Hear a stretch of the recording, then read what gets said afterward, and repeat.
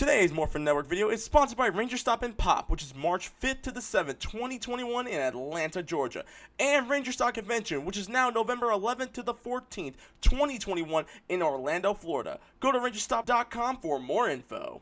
This is Austin St. John, Jason, the original Red Ranger. You are watching the Morphin Network.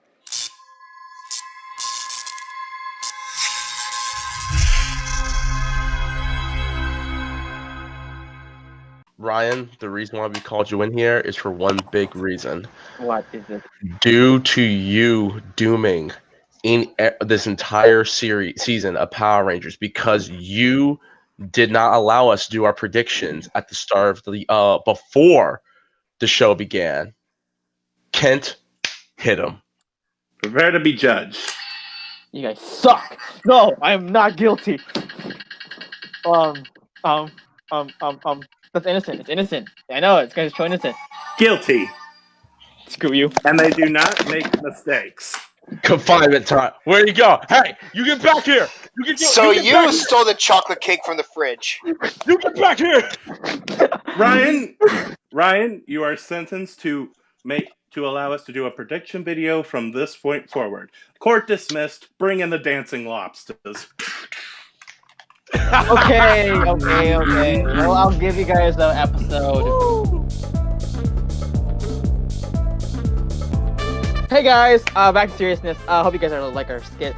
Hello guys, this is another episode of Ranger Podcast Live. We have here our director, Leonard Psycho Fox, and then our lovable teddy bear and extraordinaire, and Sentai, one of the Sentai experts, Quasar Red, and we have a special guest from ScrubClub Gaming, and from the Power Ranger community. If you see him in the cons, you might see him, Mike Bouken Kabuto. How you doing, man? Oba-chan ga ite ita. Chiku Bouken-sha.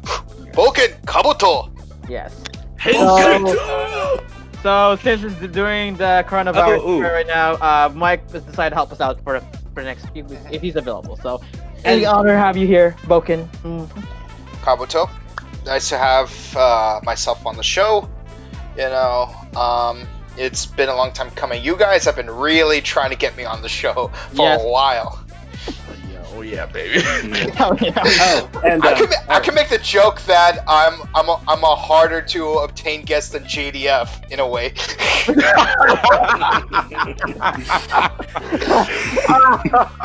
Anyway, that being said, let's get started on today's episode of Power Rangers Beast Morphers.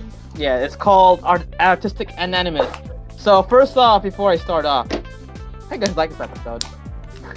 Starting with I'm gonna say this right now. I get that. I understand that a lot of for the past few episodes we've been saying, please stop with the life lessons, and that will never stop. However, this life lesson episode for this week's, it was actually done well, done with grace, and led to a very wholesome conclusion between Ravi and his mama that I honestly took personally. And you know what? I enjoy that. I enjoy that episode. Yes, there are annoying parts, but with all that, but other than that, that ending makes up for anything else that's wrong with this episode. And there's not that much wrong with this episode, but I love that ending. A mother-son moment that we have not seen in Power Rangers in quite a while.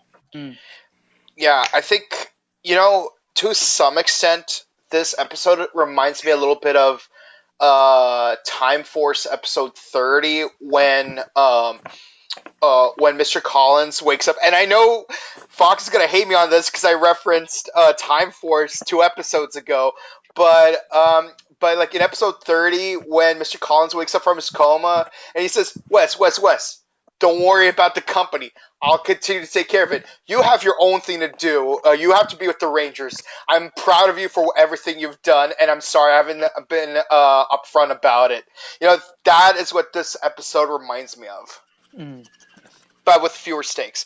I think it was overall a very good episode. It had good payoff, and it's interesting. I'll explain that later. It really only had two two things I was truly annoyed with. But overall, I think it was a good conclusion to Ravi's super dark, twisted secrets. But yeah. So overall, I liked it. Just and like Leonard said, it was a life lesson done right. So yeah. So anyway, All right, Bouken, what do you think of this episode? Bits and pieces of it reminded me also of the season 3 episode "Brush with Destiny," because you got an artist monster and you got a person with the French accent. Low key, the monster's human form in this episode kind of reminds me of the painter or whatever his name was. Brush Madness. Yeah, and what's it called? I do find one thing interesting is how insanely superhuman Ben and Betty are. But so like I think they should be like the Hippo and Jaguar Rangers from that one movie. But also I feel like they overhyped like how serious of a problem is that Ravi doesn't want to reveal that he's an artist to his mom to some degree, because on one hand it's like, oh, this amazing piece of art. It's like, well, what if like the artist wants to be anonymous? He wants to be an anonymous artist like the Obey guy. But then like Nate was like, Ravi, you're a liar. You're a bloody liar. You shouldn't be lying. And I'm like, I feel like that's a little too much compared. But at least like the way the episode progressed from there, the lies did catch up to him when you got this fake artist. And case in point, that one episode, the Boondocks. Riley was here. Riley was her. Other than that, Ryan, because I know this season honestly has not been treating you well. Thoughts? It's okay. Honestly, I rewatched it. It's an okay episode. It is still fillery to me, but they handled the mother-daughter son here really well. Mm-hmm. But there's something inside of me that wish this was longer, and I wish she was really more pissed. Like Mr. Collins, right. really mad at like Wes. Like he found out like, oh, you're like with these kids, right? Or like you're doing like chores with like for the people.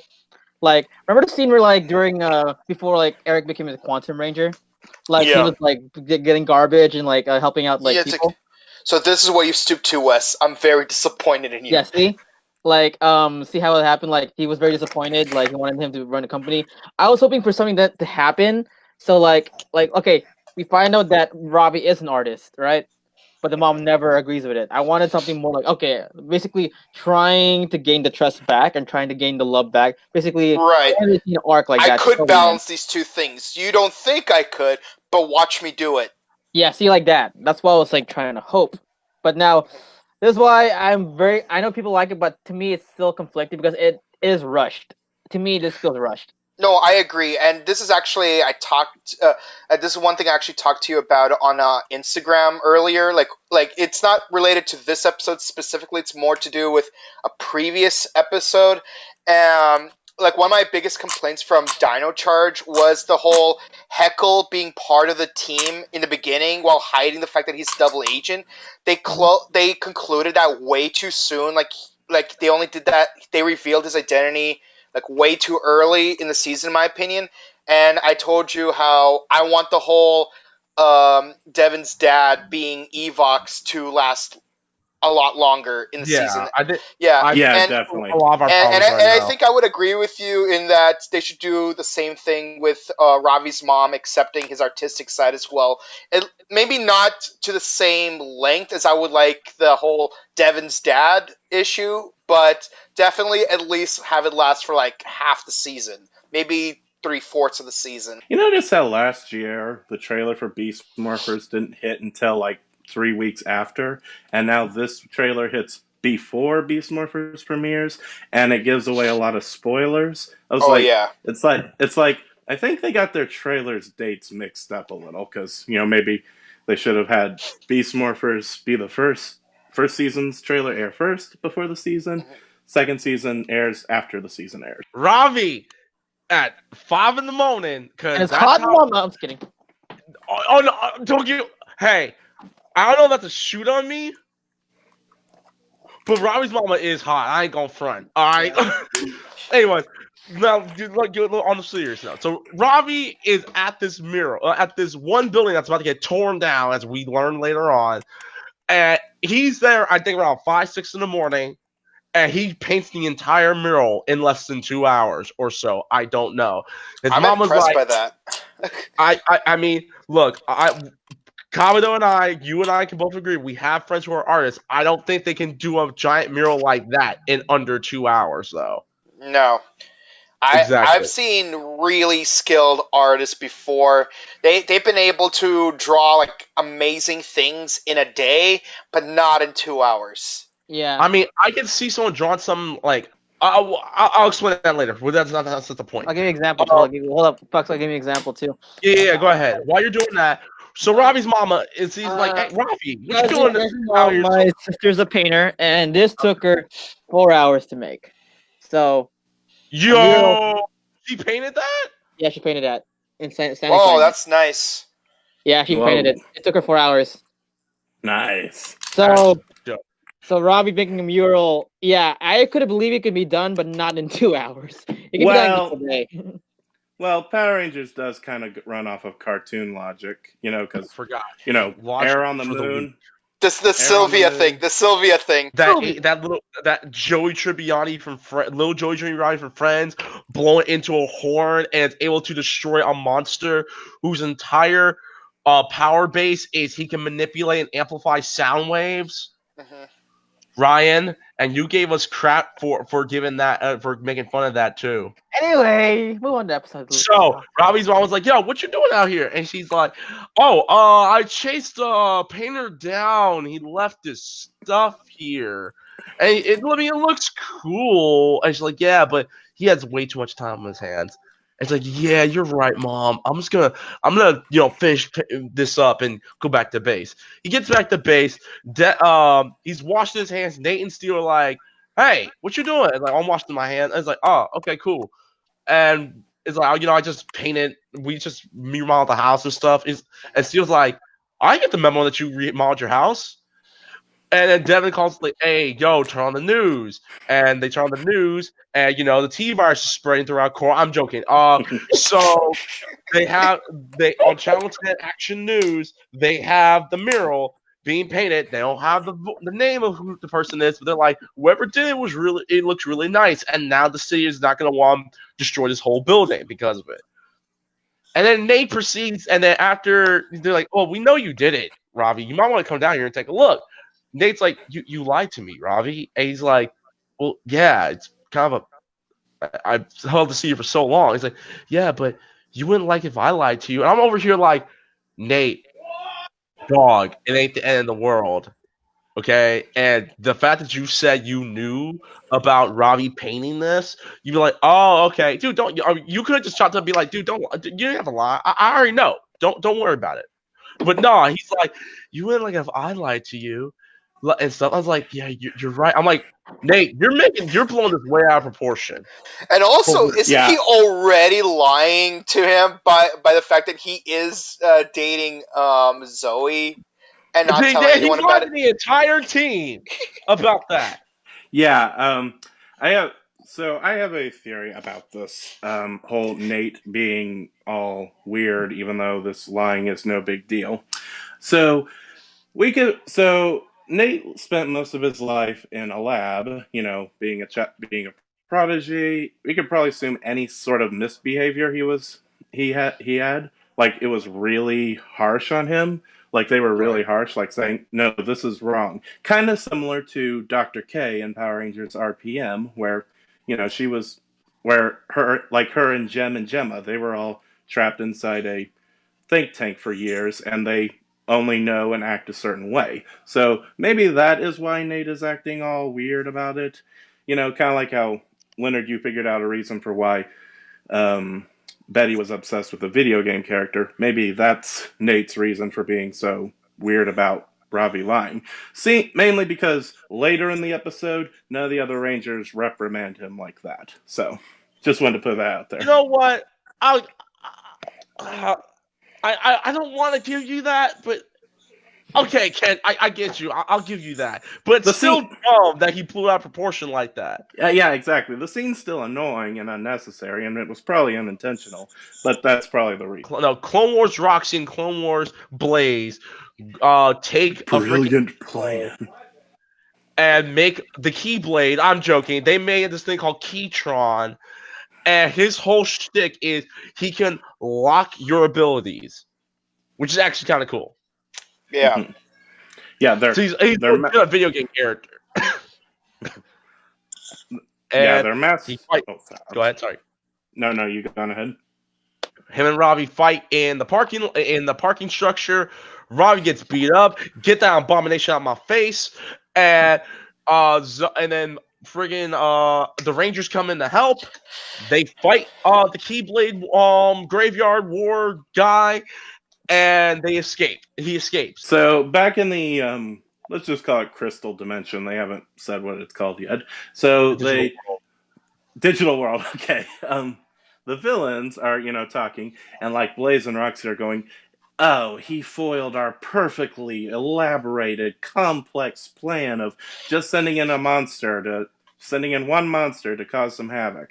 And Scruzzel even kind of chews him out of it. He's like, "Sending one monster is hardly brilliant." And so he suggested, since Roxy, she somehow found out about Ravi's mural, so they get the idea to, and they know that he doesn't want to tell his mom, so maybe they got the idea to put a fake artist up and have him, make murals with exploding paint, and they were gonna use the mayor, his dishonor,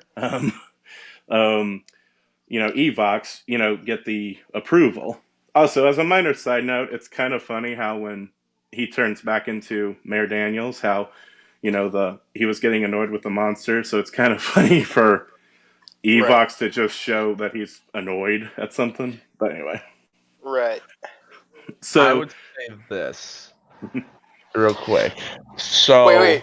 If I may interrupt, I just want to say, next year at the Oscars, Evox needs to get an Oscar for Best Supporting Actor, because I'm impressed that a computer virus is able to portray so many different complex emotions on the spot to make a convincing Mayor Daniels.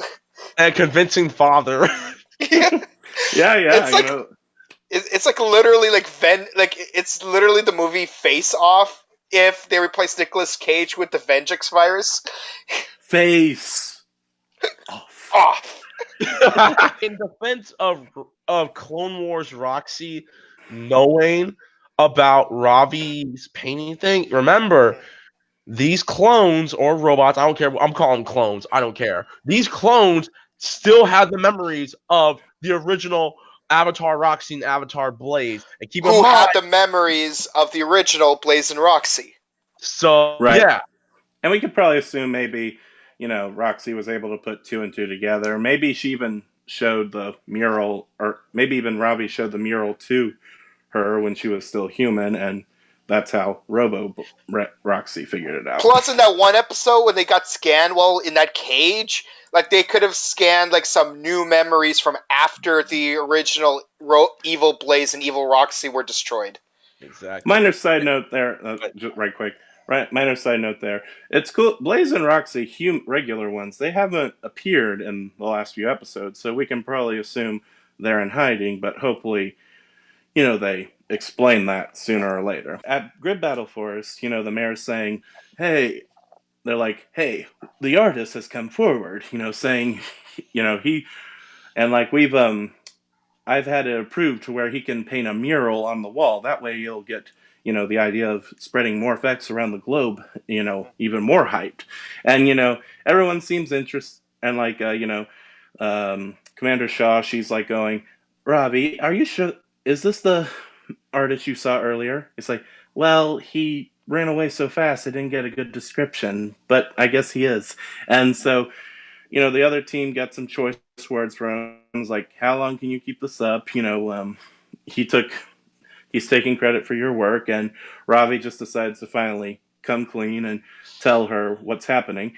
And then they rush off, and then they start to, and like when Ravi finally calls the guy out as a faker, Evox and Keytron, they did something I was glad to see. I thought this was going to go to waste, but, we see him and his men, get ready to throw the paint on the Rangers, and like they all get out of the way just in time. And I was like, for some reason, I thought the episode was just going to ignore the fact that they had exploding paint, but no, they didn't, and they used it. That was cool.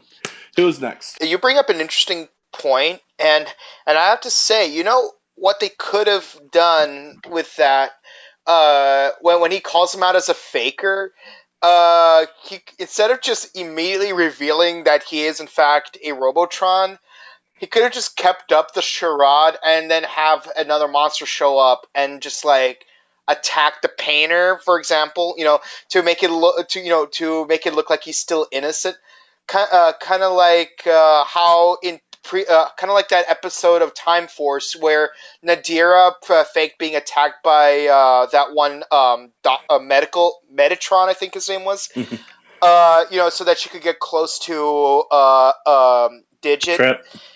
Yeah. Trip and Digit, yeah, and they could have done more with that. That would further his innocence, and then they'd be able to like add more paint to the wall, and then actually make the wall explode like they intended to. They could have done it a little more complexity with that episode, is all I'm saying. But yes, going back to that complaint I have for the season as a whole that you brought when you brought up earlier that like where the hell is Blaze and Roxy? Yeah, I would like to see more of like the real Blaze and Roxy, because the thing is they're both skilled martial artists. They're both originally intended to be the original Red and Yellow Ranger. Couldn't they do like some fighting as civilians against some of the peons while the actual Rangers fight the monster of the day? Just to see them more actively involved. Because as it is, Ben and Betty are more actively involved on the field than Blaze and Roxy are. And, it's just like a misappropriation of skill sets is all I'm saying. Then you would assume that Nickelodeon has the sense to do that. Anyway, Steel had the best pun. Tick tick boom. That was awesome. I want to say that right now. I think that was improvised, but maybe not, because it's like Steel, do it. Tick tick boom. And I'm like, yes. Number one. Number two. What I would say would have been a really dope scene from when they fought the monster. So the Keytron Gigadrone locked their abilities, but didn't lock their rocket boosters. So they should have went up, and the end of the episode should have been when they crashed into the robot, like just elbow dropped the robot the entire time. Bam, done. That would have been awesome. Oh, by the way, someone says that Kelson Henderson was the actor who played the fake artist. Mm-hmm. If that's the case, good on him. He's funny. He's cool, yeah. What I loved about the Zord battle, right quick, is that they lift up and drop down on the monster. That should have been it. That should have been how you beat the monster for the day. Drop down. That was exactly how they used to. That's how they used Tor in season 2. They just lift up, crush. I miss Tor. Tor and Titanus the Ultra Zord are the only Zords that we know from the originals that was never destroyed. So I need to know where the hell they are. And the Dragon Zord. Anyways, and then we get to Ravi's confession to his mama, because he really confessed all the way. And she's like, look, I have not been the best mother to you. I am sorry. But if you like this, don't hide it from me.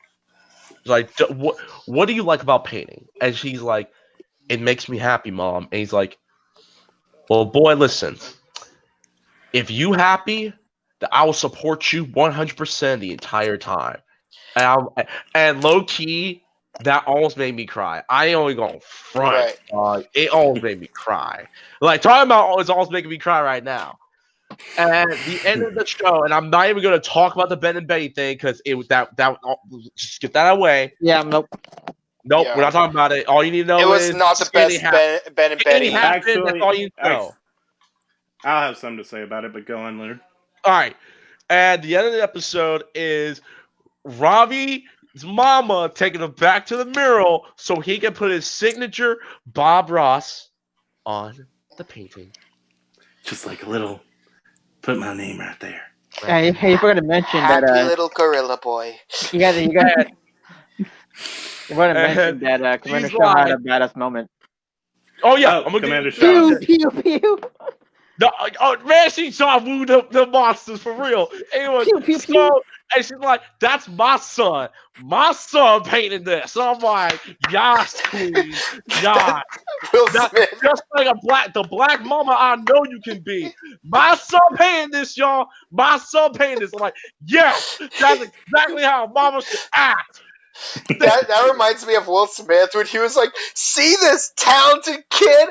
I made that." That's how and you know what?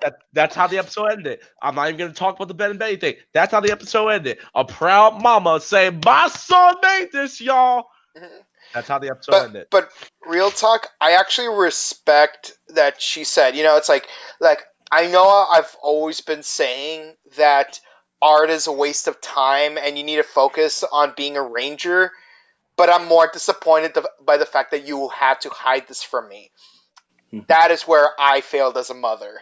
And I have so much respect for her saying that, because some parents, like, they do need that moment of self-reflection that, like, sometimes the way you need to support your kid is different from the way you think you need to support your kid. And you gotta have, and no matter what relationship you have, whether it's parent and child, sibling to sibling, friend to friend, lover to lover, all relationships have to be based on honesty and trust. Exactly. And that is episode 4 of season 2 of Power Rangers Beast Morphers.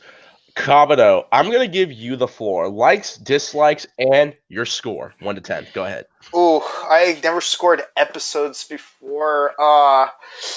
Okay. My favorite thing are the callbacks to Time Force, like especially the whole Mr. Collins thing, where like his relationship with Wes and like learning to have that newfound respect for their child. Except here, it's going backwards in a sense, because at first he was disappointed that he was a ranger instead of doing this civilian thing, but here she's disappointed that he's doing something other than being a ranger. But still, like, you got that dynamic, and they handled it pretty well, considering that we're dealing with Nickelodeon. I hope that wasn't too controversial, little Daggerboy. No. Dude, we've said much worse about Nickelodeon. Look, I am pretty sure I am never going to be invited to Nickelodeon Studios in Burbank. I've already accepted that, because the Karens in the world will have the soccer mom bands out in the streets on standby. Mhm. So I already know. Okay, so for dislikes, I feel like they that scene with Nate felt a little over escalated in terms of word usage. Like, you didn't have to like flat out call him a liar, because I think there's some nuance. Like, he could have said, "Oh, I just want to be anonymous as an artist." They could have went with that. And I feel like that reveal where it's like, "Mom, I'm an artist. That guy's a faker." A little too rushed, because I still think they should have done the whole fake out thing from Time Force episode 7. Because, that would have been a more effective strategy. But going back to give Evox an Oscar. I'll give this episode a 7.5 out of 10, because, it's not particularly a great episode, but it had its moments that really shined, and moments that I really needed to see in Beast Morphers Season 2. Ryan, likes, dislikes, go ahead. All right, guys. Likes, dislikes, likes. I love the morality of the story.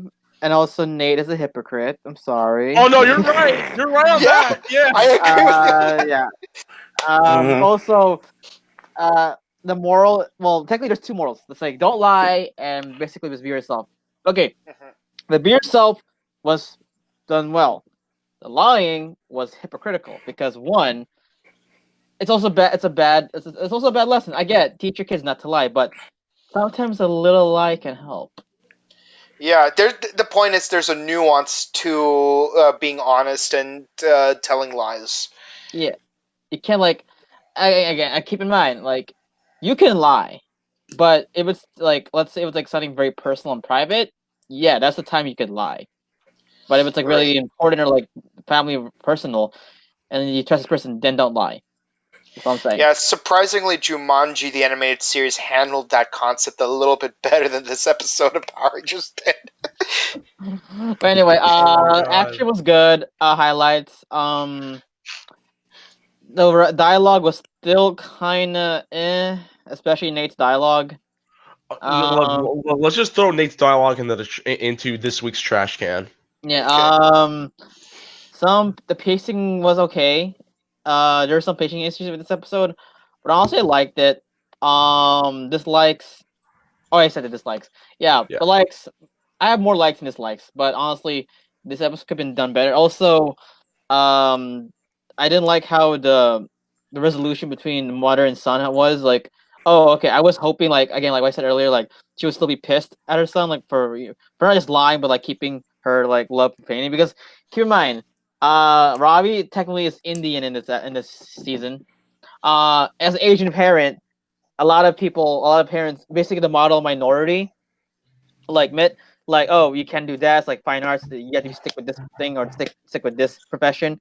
I wanted that to be explored more. Yeah, Right, like, and also wasn't Ravi's grandpa a jazz player, which is why he had the tuba to begin with? yeah, and then like they also hint like, oh, why is your grandpa's old tuba here? Like, no, we don't want that. Like that's just basically she's against art. That's what we established. Like Commander Shaw is against art. That's why she doesn't, she wanted her son to be more focused on military and basically helping people. But the thing is, we could tell that this was forced on Robin. He actually preferred doing artistic stuff.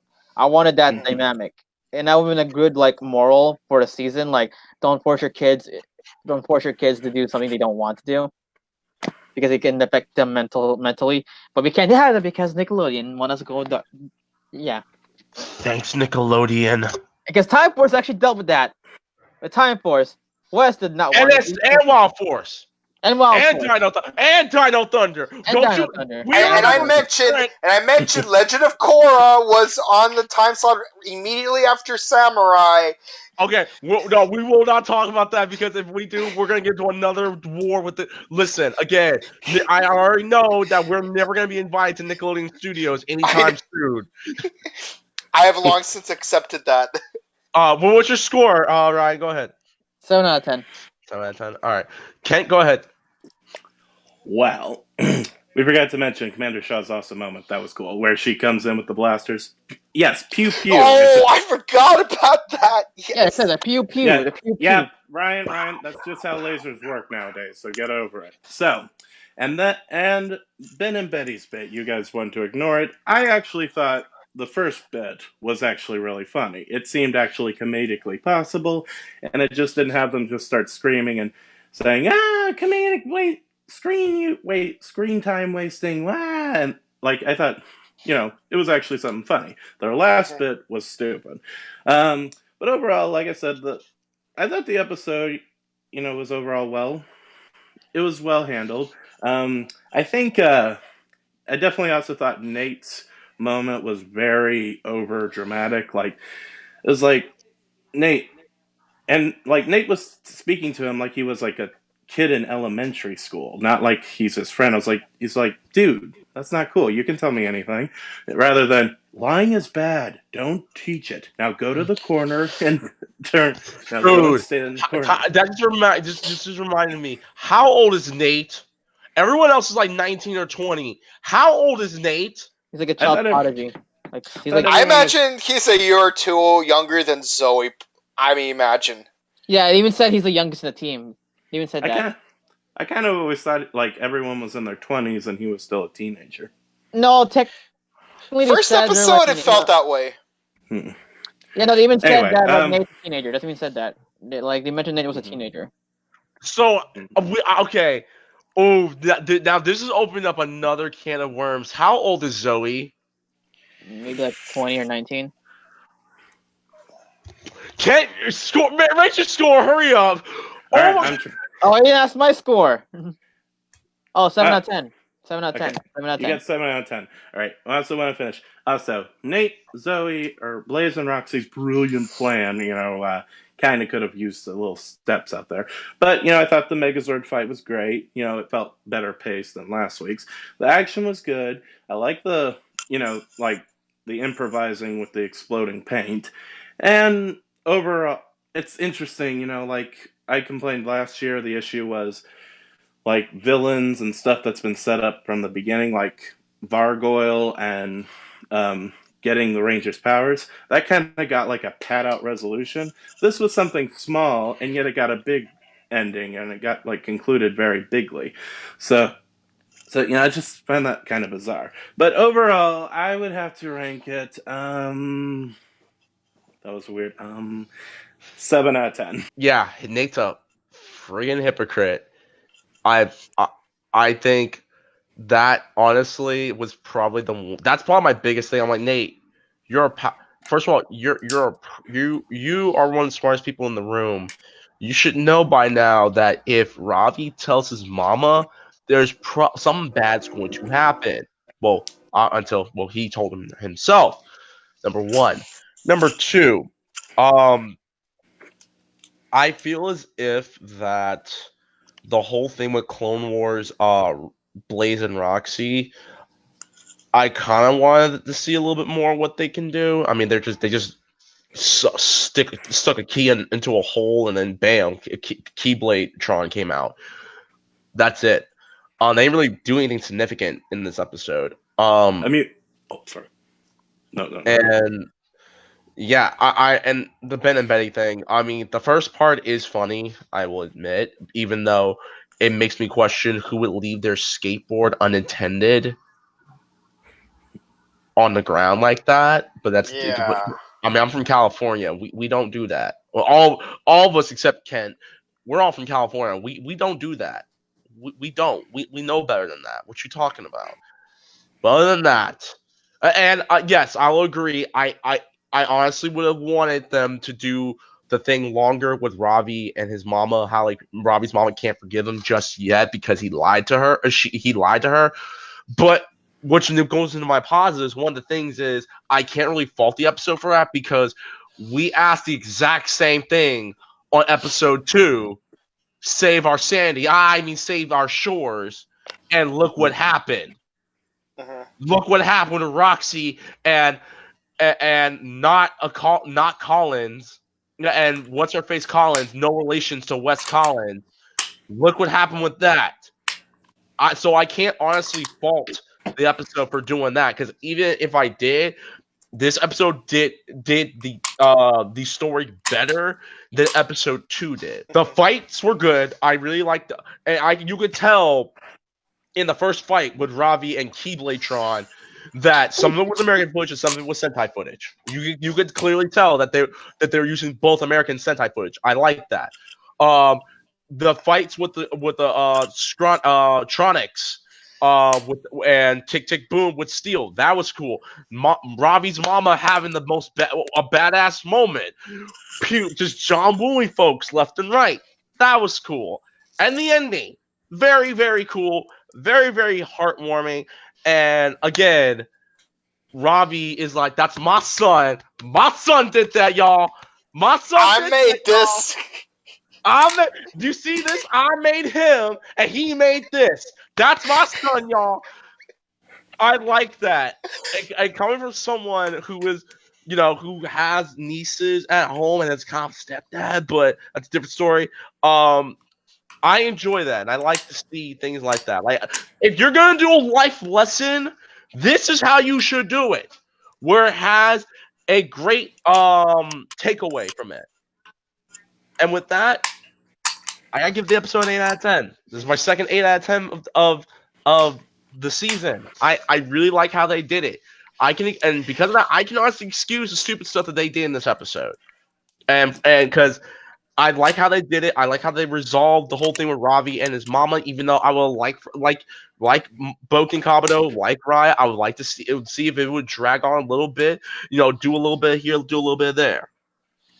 But other than that, yeah, 8 out of 10. I like this episode. All right, with that being said, guys, you know what time it is, right? It's the comment section. YouTube comment section and Facebook section. What's up, YouTube? If you're watching this recording, thank you guys very much. This is a brand new episode of Ranger Podcast Live. We just do episode 4 of season 2 of Power Rangers Beast Morphers. Artistic what? Anonymous. An artistic anonymous.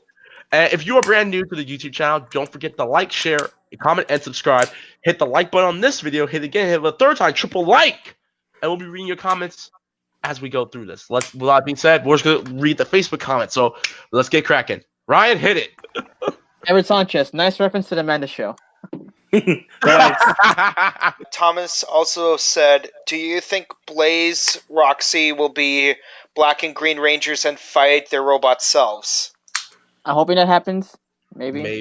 Yeah, it'll be completely American footage if they did, because when they aired that movie with the Black and Green Rangers, you only see a couple of scenes with the Green Ranger, and you only see the Black Ranger once, where the commander morphs into the Black Ranger and summons the Lion Zord. That's pretty much it. Oh, or is that spoilers because it didn't show up in the American version yet? He said our final comment comes from everyone and says, Kent, happy friggin' birthday, bro.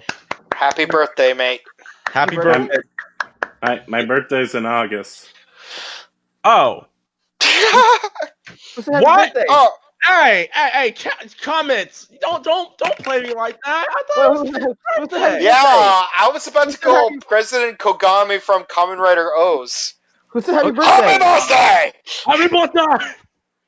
I'm gonna go give the people in the other room a talking to, and I'm gonna. Who said happy birthday? Happy birthday to you. Happy birthday to you. Happy birthday. Happy birthday. Happy birthday to you. Sushi! And with that being said, guys, that is our episode of Ranger Podcast Live. Thank you guys very much for tuning in. Before we go, Fox, where can they find you?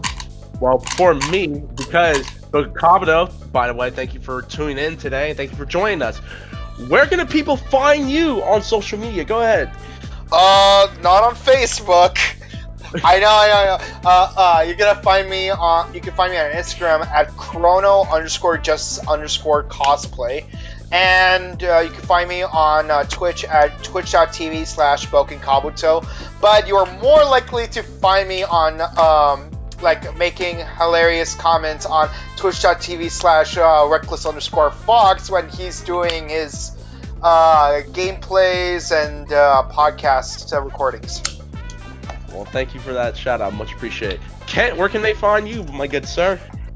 Well, you can find me on Instagram, brown_K, as well as QR Ranger Book, where I show off my massive Power Rangers scrapbook. Yeah, where can we find you? Yeah, be sure to follow QR Books, man. It's really good. I love your scrapbook, dude. Thank you. It's been a long time in the making. Where can we find you, Psycho? You can find me on Twitter and Instagram at @TheReckless_Fox. Like Kingdom Hearts.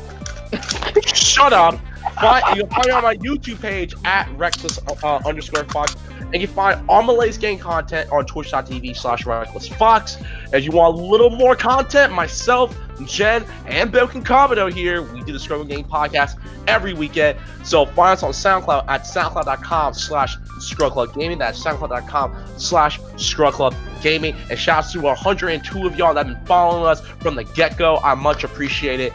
New episode of Scrub Lounge is officially up. New episode of the Struggle Game podcast will be this coming Friday night. And Daggerboy, take us away. Where can they find you? In a containment card. I'll destroy you. You can find me at Instagram, dancerboy347. Yes, I am a dancer. For people who've been asking me, I used to be a dancer. Well, technically I do, but not anymore. Like competitively. Also, you can follow us at Morphin Network at MorphinNet, at Instagram MorphinNet, and Facebook Morphin Network, and yeah. So and YouTube also. Please subscribe to our page. Also, please watch our new vlog video that Kat you did at Power Morphin Express last year, 2019. Good video. Special thank you to Aaron, our new editor, for doing it for us. Great editing. But as said, see you guys. Hope you guys see you guys tomorrow at 6 p.m. here on our Facebook page, but 6 p.m. Pacific time. But as Abby said, let's go. Goodbye. Goodbye, wave. Bye, guys. And enjoy your cake. By the way, the cake is anonymity. By the way, Confinement time. Yeah, keep him in the confinement card. Peace, guys. Stay in the confinement card, Ryan. Until next No. Actually, Bye, there's guys. the Deck Ranger version. You can execute people. So.